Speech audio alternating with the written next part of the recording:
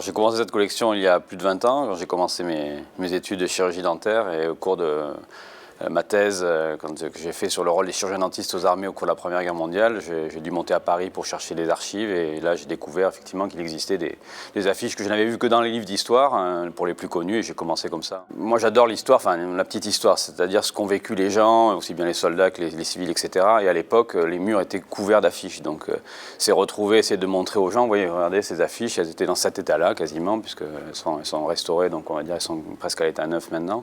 Et c'était la vie de tous les jours, les gens ils étaient confrontés à ces images tout au long de la journée, que ce soit Première, Deuxième Guerre mondiale.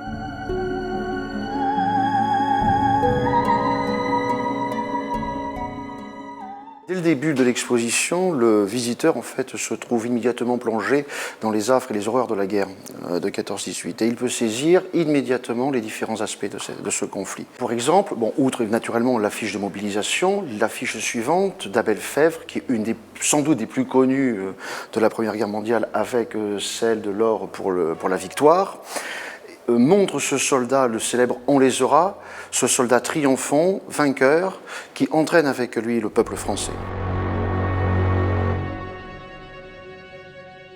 Nous sommes devant une série d'affiches de soutien aux poilus, soutien aux soldats, en plus avec des affichistes qui étaient très connus à l'époque. Hein. Nous avons Poulbeau, Steinlen, Lucien Jonas, Maurice Neumont et encore Lucien Jonas, donc des affichistes de l'époque qui faisaient de la publicité, des caricatures, etc., donc des artistes de renom.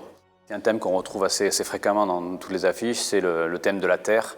Hein, l'armée française est une armée de paysans, et donc souvent on voit, voilà, quand l'affiche traite de l'économie, c'est voilà, semer vos pommes de terre, économiser l'eau, le gaz, l'électricité, tout ce qu'il faut. Voilà, ou le combattant qui va revenir, on voit une paysanne devant des champs labourés, etc. Voilà, on glorifie cette France éternelle, donc, qui est avant tout effectivement une armée paysanne qui est très, très rurale à l'époque. Aucune inclusion de photos, on n'est vraiment que sur du dessin, et toujours une posture héroïque du soldat souvent. Toujours, voilà, c'est le combattant qui est en action souvent, et on voit toujours un symbole allemand, qui peut être un aigle qui s'envole, comme un bout de casque par terre, mais voilà, il y a toujours le guerrier vainqueur. Et il est très intéressant, mais c'est une constante que l'on retrouve sur les deux conflits, il est très intéressant par exemple de voir cette propagande destinée aux enfants. Voilà, donc c'est vraiment l'école qui rentre en guerre.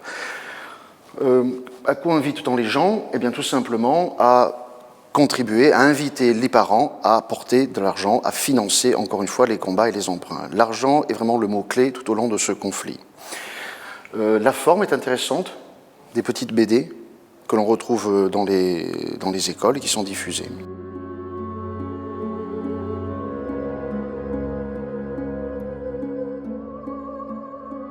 Techniquement, on voit apparaître entre 14-18 et 39-45, par exemple, l'arrivée du photomontage, de la photographie, du film, de la radio, évidemment. Alors ici, au Centre Jean Moulin, Christian Bloch a mis à disposition quelques objets qui évoquent tous ces supports de la propagande.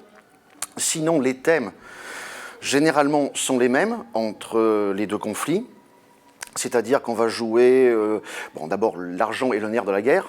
Alors vraiment, 14-18 fait appel au financement. On joue aussi sur la sensibilité, on tente de parfois culpabiliser le citoyen. On va jouer sur la fibre sentimentale, par exemple, nombreux poilus sont évoqués avec la famille, la femme qui les attend, la petite fille dans les bras, ou qui va jouer avec une petite poupée qui, bien sûr, représente l'Alsace ou la Lorraine. Alors cette affiche, elle date de 1943, donc d'Éric Castel. Alors, elle a le visa ORAF, qui est le visa allemand, parce qu'en fait, c'est l'allemand qui décidait laquelle affiche pouvait être mise en place. Donc, il n'y a plus trop de différence entre Vichy et puis l'État français, etc. Hein, tout est contrôlé par les Allemands. Et donc, elle exploite avec des chiffres de blessés, de destruction, etc. Sur les bombardements anglo-américains, ils mettent américains, mais qui avaient lieu sur la France, pour préparer effectivement le débarquement, le futur débarquement. Et donc, Donc cette affiche appuie sur le fait, regardez, il y a des morts, des blessés, des destructions, mais il ne se passe rien, ils restent chez eux, ils ne font que passer, bombarder. Donc voilà, c'est pour appuyer sur ce côté un peu lâche du bombardement lointain. La spécificité par contre de 39-45, c'est encore une fois ce retour dont je vous parlais à l'Anti-France, à la Révolution nationale, la promotion de la Révolution nationale, avec des affiches là vraiment qui sont parfois extrêmement virulentes, ce qu'on ne trouve pas en 14-18. Bon, ici, clairement, vous avez l'évocation de la franc-maçonnerie, des Juifs, ce fameux complot judéo-maçonnique, De Gaulle, le traître, parti en Angleterre, ou encore tous ces mensonges. Ce qui est très intéressant, et ce que nous retrouvons dans les affiches de propagande des deux conflits, c'est par exemple ces animaux. Alors on va assimiler, la propagande obéit à des codes très précis, on va assimiler les ennemis que l'on veut désigner à des animaux qu'en principe qui effraient. Je pense par exemple aux Juifs qui sont généralement assimilés aux rats ou à la vermine. Voilà. Ce sont ainsi des codes que l'on va retrouver. Le texte disparaît tout de même de plus en plus au profit d'images fortes, avec donc des textes courts, puissants, qui invitent la population donc soit à jouer, enfin on essaie de jouer sur les émotions.